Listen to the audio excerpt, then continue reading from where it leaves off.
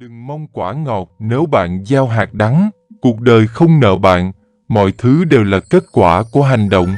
Nhân quả đến không sớm, không muộn, nó đến đúng lúc. Làm điều thiện mà không mong đợi là cách gieo nhân tốt nhất. Luật nhân quả, nguyên lý sống cốt lõi mang lại bình an và hạnh phúc. Có bao giờ bạn tự hỏi vì sao cuộc đời có lúc thuận lợi, khi lại trắc trở? Vì sao một số người luôn gặp may mắn, trong khi người khác mãi loay hoay trong vòng lặp của khó khăn? Đáp án không nằm đâu xa, mà gắn liền với một quy luật đơn giản nhưng sâu sắc. Luật nhân quả. Nhân quả không phải là điều bí ẩn, mà là nguyên lý cốt lõi giúp chúng ta hiểu rằng mọi sự kiện trong cuộc sống đều bắt nguồn từ những hành động, suy nghĩ và lời nói của chính mình.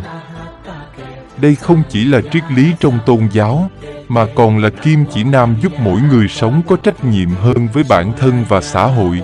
Video này của Tâm An Phật Ngôn không chỉ giúp bạn hiểu rõ hơn về luật nhân quả, cách vận hành của nó, mà còn hướng dẫn bạn cách áp dụng để cuộc sống trở nên an lành và ý nghĩa hơn.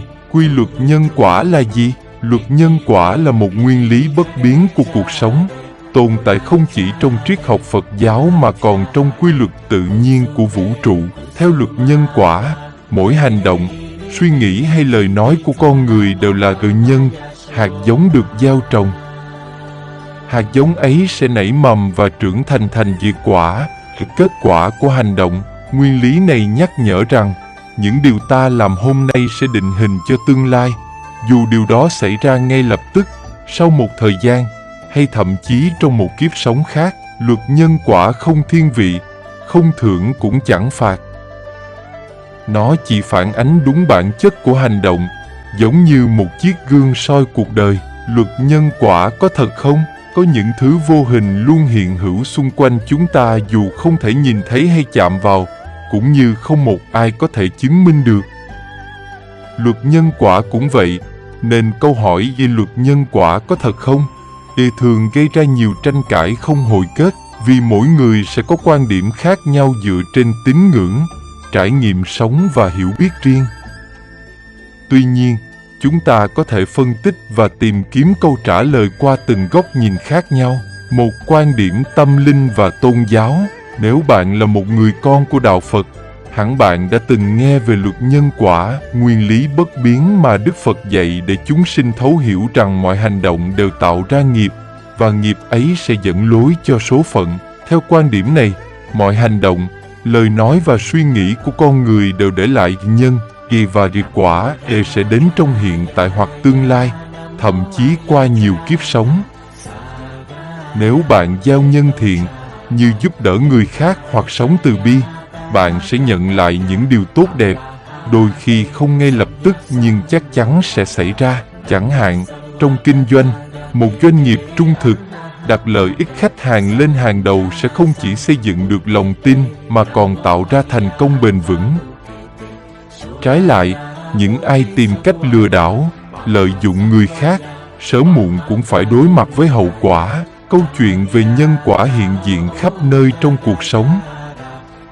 Một thương nhân gian dối, lợi dụng lòng tin của khách hàng để kiếm lời, sau này mất hết tài sản trong một vụ cháy. Ngược lại, một bà lão nghèo nhưng luôn sẵn lòng giúp đỡ những người khó khăn, về sau được những người từng nhận ân tình cứu giúp khi gặp nạn. Đây không chỉ là bài học về nhân quả, mà còn là lời nhắc nhở rằng mọi hành động đều mang lại một hệ quả tương ứng. Hay dưới góc nhìn khoa học và tâm lý học, mặc dù khoa học không thể chứng minh trực tiếp luật nhân quả như trong triết lý tôn giáo, nhưng dưới góc nhìn khoa học và tâm lý học, luật nhân quả không phải là một khái niệm thần bí mà có thể được giải thích qua những nguyên lý cụ thể liên quan đến hành vi con người và tương tác xã hội, quy luật hành động và phản ứng. Trong tâm lý học, hành động tích cực thường khơi gợi phản ứng tích cực từ người khác và ngược lại. Nếu bạn gieo thiện chí, sự tử tế, thì đa phần bạn sẽ nhận lại phản ứng tích cực từ người khác. Ngược lại, nếu bạn thể hiện thái độ tiêu cực, khả năng cao bạn sẽ gặp phải những phản ứng không mong muốn. Đây chính là cách nhân quả thể hiện rõ ràng qua các mối quan hệ hàng ngày. Ví dụ, Một nhân viên làm việc chăm chỉ, trung thực thường sẽ được cấp trên tin tưởng, đồng nghiệp tôn trọng, từ đó mở ra nhiều cơ hội phát triển trong sự nghiệp. Nếu bạn đối xử tử tế với người xung quanh, họ sẽ có xu hướng đáp lại bằng sự tử tế. Hiệu ứng lan tỏa. Mọi hành động đều tạo ra hiệu ứng lan tỏa. Tâm lý học gọi đây là chuỗi phản ứng cảm xúc. Khi bạn lan tỏa sự tử tế, tích cực, những người xung quanh cũng sẽ có xu hướng học theo hoặc bị ảnh hưởng bởi thái độ của bạn. Ngược lại, nếu bạn lan truyền sự tức giận hay căng thẳng, những cảm xúc tiêu cực này cũng có thể ảnh hưởng đến tâm trạng và hành vi của người khác, thậm chí tạo ra một vòng luẩn quẩn không mong muốn. Ví dụ, một người lãnh đạo có tư duy tích cực sẽ truyền cảm hứng cho cả đội ngũ, khiến họ làm việc hiệu quả hơn. Ngược lại, sự độc đoán, tiêu cực của lãnh đạo có thể khiến cả nhóm rơi vào trạng thái căng thẳng, mất động lực. 3. Luật nhân quả dưới góc độ thực tế. Nếu nhìn luật nhân quả từ đời sống thường ngày, những gì bạn làm hôm nay, dù lớn hay nhỏ, đều tạo nên tác động trực tiếp hoặc gián tiếp đến tương lai của chính mình và những người xung quanh. Hành động tích cực mang lại kết quả tích cực. Một người luôn đối xử chân thành, tử tế sẽ xây dựng được lòng tin và mối quan hệ tốt đẹp. Những người bạn gặp trong hành trình đời sống sẽ có xu hướng hỗ trợ, yêu mến bạn nhiều hơn. Ví dụ, một doanh nhân làm ăn uy tín không chỉ gặt hái thành công mà còn được cộng đồng trân trọng, tạo dựng được thương hiệu bền vững qua năm tháng. Hành động tiêu cực dẫn đến hậu quả không mong muốn. Ngược lại, những người sống gian dối, tham lam thường sớm muộn cũng sẽ phải đối mặt với những hậu quả nghiêm trọng. Một người lừa đảo có thể đạt được lợi ích trong ngắn hạn, nhưng về lâu dài, họ sẽ mất đi lòng tin, sự tôn trọng và cơ hội từ cộng đồng. Đôi khi, những sai lầm trong quá khứ không chỉ làm tổn hại đến bản thân, mà còn ảnh hưởng đến gia đình, con cháu. Nhân quả trong giáo dục và gia đình, cha mẹ luôn là tấm gương để con cái noi theo. Một người cha mẹ sống có đạo đức, dạy con cách yêu thương, chia sẻ, sẽ tạo nên một thế hệ biết sống trách nhiệm và tử tế. Ngược lại, nếu một gia đình thường xuyên có mâu thuẫn, lời nói cay nghiệt, sẽ dễ hình thành tâm lý tiêu cực, khiến thế hệ sau chịu ảnh hưởng sâu sắc. Nhân quả trong công việc, một người chăm chỉ, cống hiến và luôn tìm cách cải thiện bản thân sẽ không ngừng phát triển, dù có thể gặp khó khăn ban đầu. Thành công không phải là điều ngẫu nhiên, mà là sự tích lũy từ những nỗ lực bền bỉ và thái độ sống đúng đắn. Trái lại, sự lười biếng, thiếu trách nhiệm sẽ dần làm mất đi cơ hội và khiến bạn tụt lùi. Luật nhân quả dù được nhìn nhận qua lăng kính tâm linh hay thực tế, đều có giá trị trong việc định hướng đến những hành động tốt đẹp của con người. Chắc chắn một điều rằng, không ai chứng minh được nhân quả tuyệt đối, nhưng những bài học từ luật nhân quả giúp chúng ta sống có ý nghĩa hơn, biết chịu trách nhiệm với chính mình và không ngừng gieo những điều tốt đẹp vào cuộc đời. Một, luật nhân quả là sự trừng phạt của vũ trụ. Nhiều người lầm tưởng rằng nhân quả giống như một hình phạt dành cho những ai làm điều xấu. Thực tế, luật nhân quả không nhằm mục đích trừng phạt mà chỉ là sự phản hồi tự nhiên của những gì bạn đã làm. Đó là cách vũ trụ vận hành để duy trì sự cân bằng. 2. Nhân quả chỉ xảy ra ở kiếp sau. Một số người tin rằng nhân quả chỉ tác động đến kiếp sau, khiến họ phớt lờ hậu quả trong hiện tại.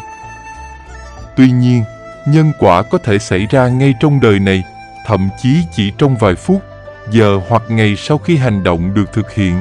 3. Làm thiện để tránh quả xấu. Đôi khi, việc làm thiện được thực hiện chỉ vì sợ vì quả báo khi xấu, chứ không xuất phát từ lòng chân thành. Đây là một hiểu lầm lớn. Luật nhân quả không đơn giản như phép tính cộng trừ, nó dựa trên sự chân thành trong hành động và tâm ý của bạn. 4. Luật nhân quả là mê tín. Với những người theo khoa học thực nghiệm, nhân quả thường bị coi là mê tín vì không thể đo lường hay chứng minh. Tuy nhiên, nhìn từ góc độ tâm lý học và đạo đức, nhân quả chính là phản ánh tự nhiên của hành động, suy nghĩ và lời nói trong mối quan hệ với xã hội và bản thân. 5. Nhân quả là sự trả vay ngay lập tức, không phải mọi hành động đều mang lại kết quả ngay tức thì. Có những quả chỉ chín sau nhiều năm, hoặc thậm chí không xảy ra trong đời này. Vì vậy, hiểu sai rằng nhân quả phải tức thời sẽ dẫn đến thất vọng hoặc hoài nghi khi kết quả không như mong đợi. 6. Người giàu là do kiếp trước tích phước, người nghèo là do nghiệp xấu. Đây là một nhận định sai lầm và phiến diện. Sự giàu nghèo của mỗi người chịu ảnh hưởng từ nhiều yếu tố như nỗ lực cá nhân, hoàn cảnh xã hội và môi trường, không thể chỉ quy hết cho nhân quả từ kiếp trước. 7. Nhân quả chỉ áp dụng cho tôn giáo. Một số người nghĩ rằng luật nhân quả chỉ có ý nghĩa trong tôn giáo như Phật giáo hoặc đạo Hindu.